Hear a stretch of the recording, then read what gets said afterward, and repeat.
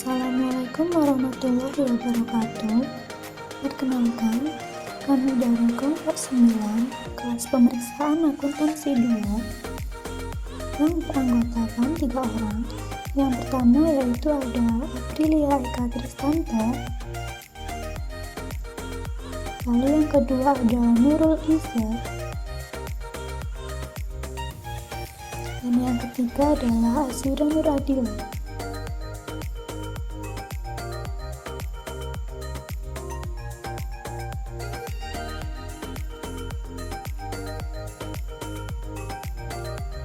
Pada kesempatan kali ini, kami akan membahas suatu kasus, yaitu dampak virus corona terhadap audit investigasi Asabri yang ada di BPK.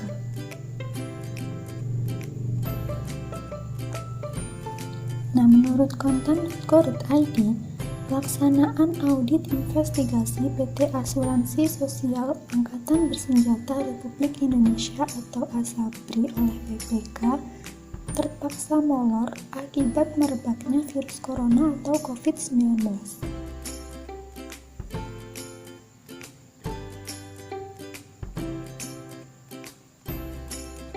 Menurut salah satu anggota 3 BPK, proses audit investigasi masih berjalan dan diperkirakan molor akibat virus corona.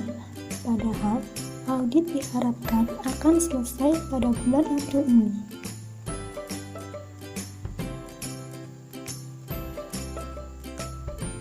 Nah, tujuan audit tersebut adalah untuk menghitung jumlah kerugian negara akibat kesalahan pengelolaan dana di Asabri, serta menemukan kecurangan yang nanti akan digunakan dan ditindaklanjuti oleh aparat penegak hukum.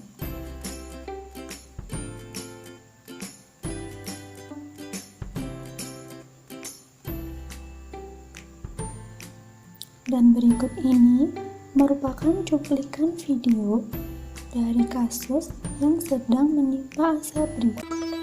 Mencuatnya kasus dugaan korupsi di Asabri membuat resah kalangan prajurit TNI Polri serta aparatur sipil negara di Kementerian Pertahanan dan Markas Besar TNI. Bagaimana tidak, lebih dari 35 triliun dana pensiun dan tunjangan hari tua prajurit TNI Polri dan ASN Kemhan tersimpan di Asabri. Dana 35 triliun rupiah tersebut berasal dari gaji prajurit TNI Polri serta ASN Kemhan dan Mabes TNI. Setiap bulannya gaji mereka dipotong sebesar 4,75% untuk pensiun dan 3,25% untuk tunjangan hari tua. Setelah menerima informasi dugaan korupsi beberapa minggu ini, Kementerian Pertahanan masih menunggu laporan pengembangan kasus dari Kementerian BUMN. Pasalnya secara hierarkis, Asabri berada di bawah Kementerian BUMN. Sementara Kemenhan hanyalah sebagai nasabah. Kementerian Pertahanan berkepentingan untuk memastikan bahwa dana prajurit yang tersimpan di asuransi tersebut aman. Kemhan juga meminta keluarga besar TNI dan Polri tetap tenang dan akan memastikan hak-hak semua prajurit tetap aman. Kepentingan Pak Prabowo, kepentingan Menhan dan tentu kepentingan TNI adalah untuk memastikan bahwasannya uang prajurit itu tetap aman. Hak-hak prajurit itu tidak dirugikan, terutama terkait dengan pensiun, tunjangan hari tua dan sebagainya. Oleh sebab itu Pak Prabowo tentu menyayangkan kasus ini apabila benar.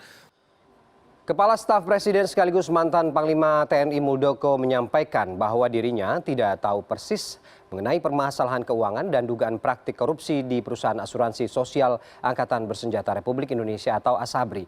Muldoko menegaskan bahwa Mabes TNI tidak memiliki urusan yang khusus dengan Asabri. Mabes TNI hanya membantu proses inventarisasi berbagai kebutuhan prajurit untuk pemberian jenis asuransi di Asabri. Itu nggak ngerti tentang Asabri itu, kita Panglima TNI waktu itu tidak punya otoritas yang bersinggungan dengan Asabri ya. Karena itu dikelola oleh BUMN ya. Jadi sampai pemilihan Dirut Asabri aja juga oleh Menteri BUMN dan kok nggak salah dengan Kementerian Pertahanan. Jadi kalau saya urusan Asabri saya nggak ngerti sama sekali. Dari cuplikan video tersebut, diketahui bahwa Asabri merupakan BUMN yang bergerak di bidang asuransi sosial dan pembayaran pensiun khusus untuk prajurit TNI, anggota Polri, dan PNS Kementerian Pertahanan. Jadi dapat ditarik kesimpulan bahwa Kemenhan merupakan nasabah dari PT Asabri. Kemenham memotong gaji prajurit TNI, anggota Polri, dan PNS Kemenham sebesar 4,75% untuk dana pensiun dan 3,25% untuk jaminan hari tua, yang kemudian dana-dana tersebut disetorkan kepada PT Asabri. Nah, untuk menyelidiki dugaan adanya kasus korupsi dalam PT Asabri, auditor dapat menerapkan beberapa prosedur audit. Yang pertama yaitu prosedur analitis dengan cara membandingkan saldo jurnal penerimaan kas, bukti potong pada periode selanjutnya, dan pengeluaran kas periode selanjutnya. Kemudian yaitu tracing. Setelah tracing dapat dilakukan dengan penghitungan ulang dan melaksanakan teknik audit berbasis komputer yang terdiri dari prosedur analitis, pengujian detail transaksi, dan pengujian detail saldo-saldo. Teknik audit berbasis komputer ini bertujuan karena banyak proses bisnis saat ini yang sudah terkomputerisasi. Namun saat ini BPK mengalami kendala dalam proses audit dikarenakan adanya pandemi virus corona. Pandemi COVID-19 telah menyebar di berbagai negara, termasuk Indonesia. Lalu, bagaimana dampak COVID-19 pada audit laporan keuangan? Dampak COVID-19 pada penilaian risiko auditor terhadap suatu perusahaan. Apakah ini perlu direvisi? Karena ancaman risiko signifikan yang baru, misalnya likuiditas perusahaan. Karena situasi saat ini sangat tidak pasti, maka perlu dipertimbangkan kembali selama audit berlangsung. Memperoleh bukti audit. Auditor harus mempertimbangkan bagaimana mengumpulkan bukti audit yang sesuai dan memadai di tengah pandemi COVID-19. Auditor harus mempertimbangkan penggunaan teknologi yang lebih besar dalam berbagi data atau melakukan pertemuan virtual. Implikasi untuk penilaian auditor tentang going concern. Hal ini akan menjadi fokus utama dari banyak audit saat ini dan yang akan datang, mengingat ketidakpastian tentang ekonomi global dan prospek langsung bagi banyak perusahaan. Dampak dari prospek masa depan perusahaan pada laporan auditor. Auditor harus mempertimbangkan kesulitan yang mungkin dihadapi manajemen dalam mempersiapkan proyeksi di masa depan, mengenali situasi yang sangat tidak pasti akibat pandemi ini.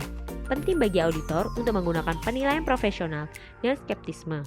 Mereka perlu berhati-hati untuk memastikan bahwa setiap proyeksi mencerminkan situasi ketika dan kapan laporan audit akan ditandatangani. Pertimbangkan kecukupan pengungkapan manajemen tentang dampak coronavirus. Auditor perlu memastikan bahwa pengungkapan manajemen menggambarkan dengan tepat prospek perusahaan dan bagaimana pengguna laporan keuangan dapat terpengaruh. Auditor juga perlu mempertimbangkan tanggung jawab mereka terkait dengan informasi lain yang disajikan oleh manajemen dengan laporan keuangan. Dengan adanya dampak dari pandemi ini, auditor disarankan untuk proaktif dan mendiskusikan dengan klien mereka dampak dari COVID-19 pada perusahaan dan bisnisnya. Auditor juga perlu mempertimbangkan bagaimana mereka berencana untuk meninjau pekerjaan auditor untuk memenuhi persyaratan standar.